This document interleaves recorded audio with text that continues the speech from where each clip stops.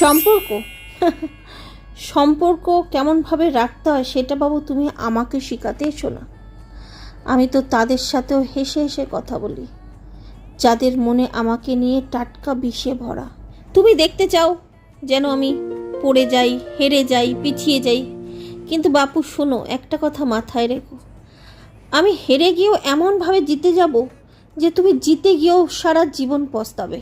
কথাগুলো কোথাও শুনেছিলাম, বেশ ভালো লেগেছিল, তাই তোমাদের সাথে আজকে শেয়ার করলাম। বাই দ্য ওয়ে, আমি রেডি শেডি হয়ে কিন্তু বেরিয়ে পড়েছিলাম আমার বর আর শাশুড়িকে নিয়ে শাশুড়ির চোখ দেখাতে। আজকাল এই হসপিটাল ওই হসপিটাল খুব দৌড়াদৌড়ি করতে হচ্ছে।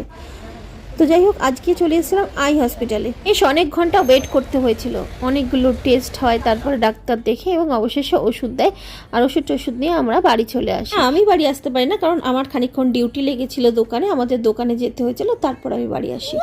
তো গাইস, তোমাদের যদি আমার ভিডিও ভালো লেগে থাকে তো অবশ্যই কমেন্টে জানিও।